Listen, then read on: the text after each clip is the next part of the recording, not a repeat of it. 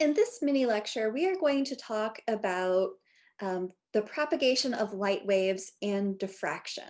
Okay, so we are going to start here with one of our PHET simulations. We've got a tub of water here, and we've got a generator over here that's going to create waves on the surface of that water. We've got like, let's say a barrier right here, and there's a hole in the barrier. So on the left side, we have this wave traveling across the surface of the water. So the bright points are like the peaks of the wave, the dark points are the troughs in that wave. And something interesting happens when that wave passes through the opening of the slit here. And I'm actually going to increase the frequency of my waves so we can see this a little bit better. So when this wave passes through the opening, it spreads out to fill the space back here on the other side of this opening. So you can see it looks different than it does on the front side of the opening before that wave encounters this opening in the barrier. So this phenomenon that we're observing here is called diffraction. Okay. Diffraction is a phenomenon that applies to all waves, not just waves of water, but also waves of light. So let me turn on a light source, a laser. And then we can also see here I have the laser light source. I've got the bright points would be the peak of my wave, and then the maximum amplitude, and then the dark spots would be the troughs in the wave, okay? And that light diffracts as it passes through this opening in the barrier, just like it did with the wave on the surface of water. Okay, and so when this opening that we're looking at is pretty small, but when this opening is many times larger than the wavelength of the wave appears to continue straight through the barrier, and it doesn't get diffracted very much. So here I've got a pretty narrow slit.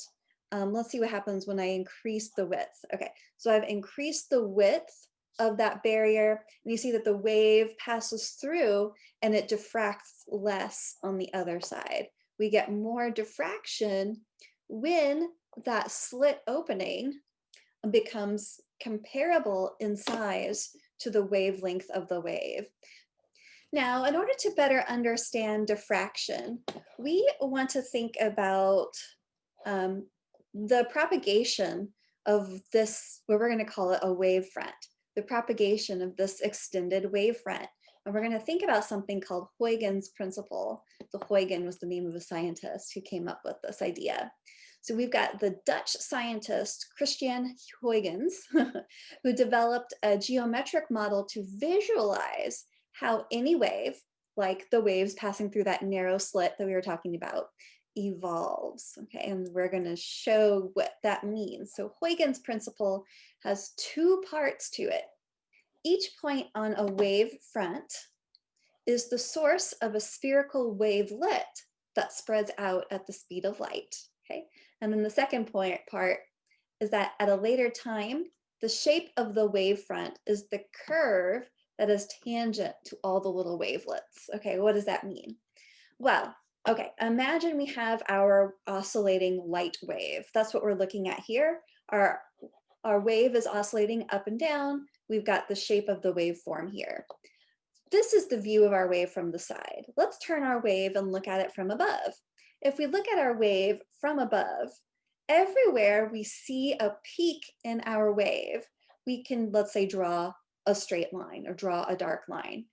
Each one of these dark lines, that is our wave front. Okay, so the wave front is tracking the peaks of our light wave as it's moving along. Okay, and so then the distance between each one of those wave fronts would give us the wavelength of our wave. Okay, if we look at this wave front right here, we could imagine that any point along this wave front, we could pick any point along this wave front, and from any point, there's a spherical wavelet that's spreading out from this wave front. And that's these little kind of half circles here, okay? These spherical wavelets spreading out from any point along that same wave front, those move propagate outward also at the same speed as the wave. Okay, so those are propagating outward. And then at a later time, some time has elapsed. So distance is equal to, our velocity times time. So our wave has traveling at some speed, and at some time later, we have this spherical wavelet that has spread out a distance d from that source that it had along the wavefront. And so at each one of those sources for the wavelet along the wavefront, we can draw a line that's tangent to those right here. And then that becomes the next wavefront of our wave, okay? So in any case, you can think about these wavefronts as sort of tracking the the peaks of the wave of light that we're thinking about here, okay? According to Huygens Principle, we said, each point on our wave front can be thought of as the source of a spherical wavelet.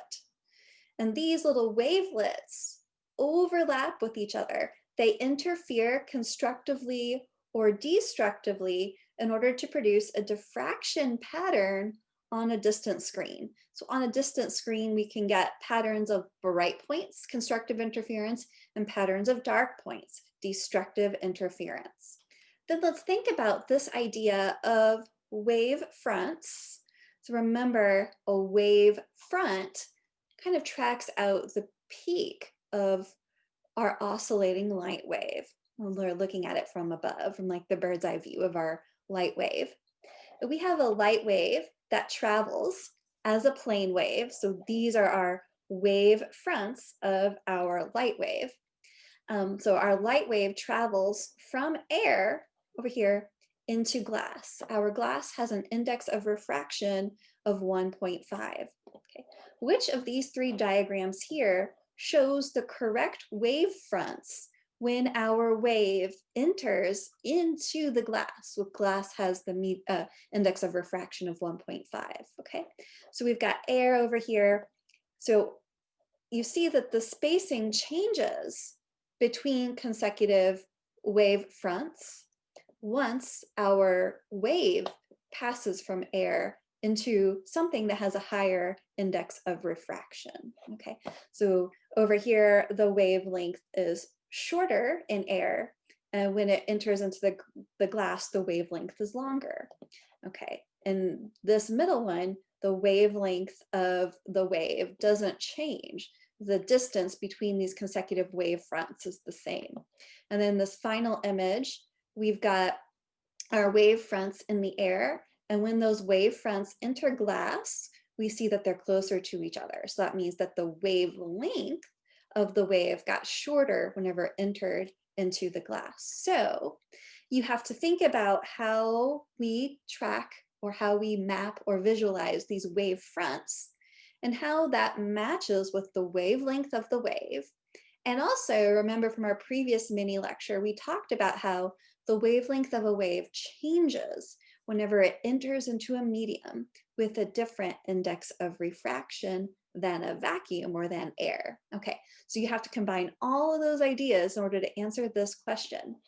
So our wave fronts here are going to travel from air into glass. So which of these diagrams shows the correct wave front diagram when our wave fronts or when our wave of light passes from air into glass? And so that's what you're going to answer in the engagement check question.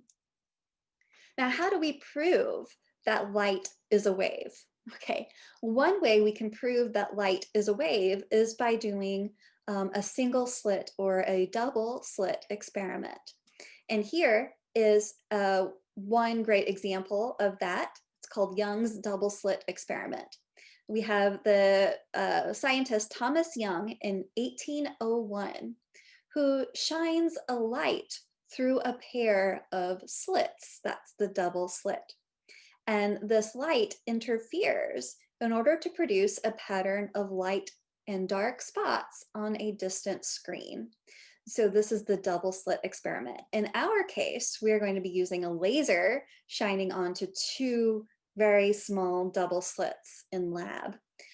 And so as the light moves through here's our laser beam, our light source. As a light moves through two narrow double slits very close next to each other, the light moves through those double slits. We've got our wave fronts here.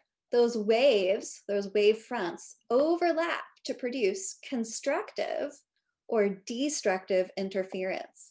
And so when that light reaches a screen of distance, some distance away from our slit and the light source, we see a pattern of bright spots. That's constructive interference, the waves of light adding together, and a pattern of dark spots. That's destructive interference.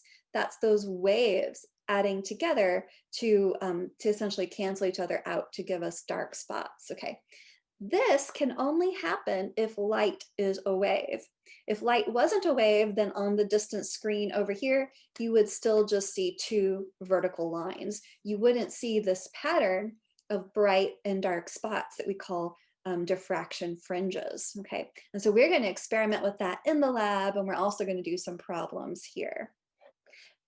Now we're back over here at our PHET simulation. I have my barrier, and I've got two slits in the barrier, and I've got my light source over here, and I'm going to move my slits closer to the light source, and I'm going to turn the light on.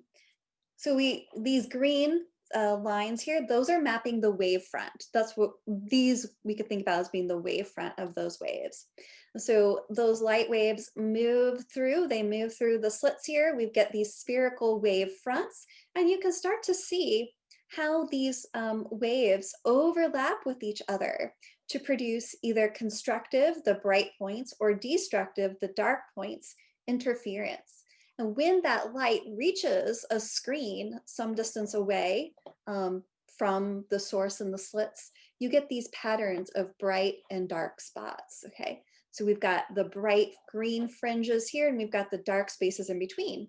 If light wasn't a wave, we'd only see two vertical bright points on the opposite side of our slit here. But instead, we've got three, at least in this region that we can see here, okay? And so we've got the bright and the dark points. This graph I'm showing here is the intensity of the light in these bright and dark points. So you get a peak of intensity here at these three bright fringes, and you get dips in the light. You get destructive interference in these dark spots in between these bright fringes. The light has to travel a certain distance in order to go through the slit and then arrive at the screen where we see the pattern of interference, okay? And we can quantify that path length, okay? That path length we can calculate with trigonometry, but we can also think about the difference in the path length that the light wave has to travel whenever it goes through either one of those slits. So here's an example. We've got our two slits in the barrier, and then we have got our first slit here and our second slit here. So the light is coming through. Let's say that the light comes through this slit right here, and it's traveling to this point on the wall, okay? And then the light's traveling through this slit, and it travels, and it goes to this, it reaches the same point on the wall on the other side, okay? Because there's a distance between those two slits, there's a difference in the length of the path that the light has to take between these two slits. Now we get constructive interference in our double slit experiment when the path of the light through one of the slits to the wall is an integer number of wavelengths longer than the path of the light through the other slit to the wall, okay? So when these paths are different from each other by a full wavelength, an integer number of wavelengths, so 1, 2, 3, 4, 5 wavelengths, so on, then you get constructive interference. That means the troughs and the crest of the wave overlap when they reach the wall. And so you add up all the bright points, okay? You add up the wave. Now you get destructive interference or dark points on the wall when the path of the light through one of the slits is only a half wavelength multiple longer than the path of the light through the other slit. And if the paths of the light are different from each other by half a wavelength, you get destructive interference. That means that our troughs and our crests are going to add together to cancel each other out. And so you get a dark point, okay? We can quantify this difference in path length between the path that the light takes through the first slit and the second slit. We can calculate the difference in those paths by thinking about geometry. So we've got a wave that's traveling through the first slit to the wall, a wave that travels through the second slit to the wall, and they're arriving at the same point on the screen. So when they have constructive interference, this difference in path length will be an integer number of wavelengths apart. And when they interfere destructively at some same point on the far screen, then their path length difference is a half integer wavelength apart. Okay, so we have to figure out what is this difference in path length for the distances that these waves of light take whenever they're going through either one of these slits here. Okay, so we can think about geometry in order to give us this difference in path length. So we've got our slits here, they're separated by the quantity that we're going to call little d. And then we've got this angle theta here. To get this angle theta, you take wherever, a vertical line wherever your slit is right here. And you draw this like dotted line here that's perpendicular to that. That dotted line here will run from the slit all the way over here to the screen. Okay, that's our horizontal line. The angle theta between that horizontal line and the path that your light takes to get to the screen, okay, that's our angle theta right here. And so by geometry and by symmetry, this angle theta is the same as this little angle theta right in here.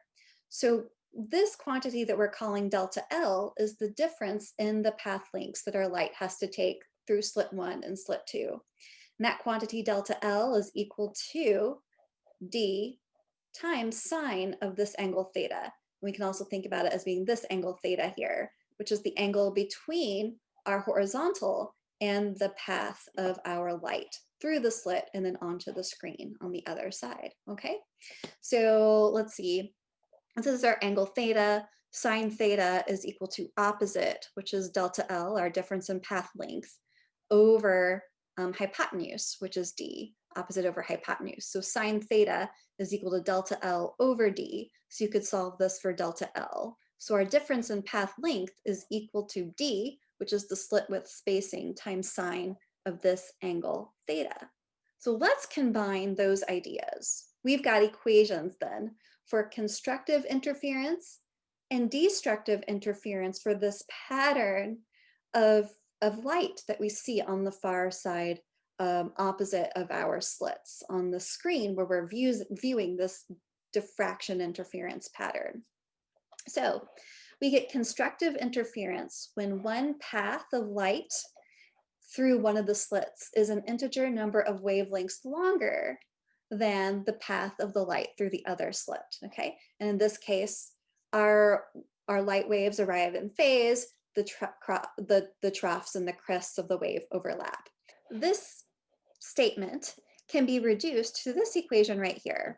M lambda is equal to d sine theta. So theta was that angle we were talking about earlier. D is the spacing between our slits, lambda is the wavelength, and m is our integer for the integer number of wavelengths. And then our destructive interference happens when one path of light is half a wavelength multiple longer than the other. And then those waves arrive out of phase, the troughs and crests cancel each other, and then you get a dark spot on that screen on the far side away from your slits. And this is the equation that describes this statement here. M plus 1/2 lambda is equal to d sine theta. M is our integer number of wavelengths, and this half gives us our half wavelength difference in order to get our destructive interference.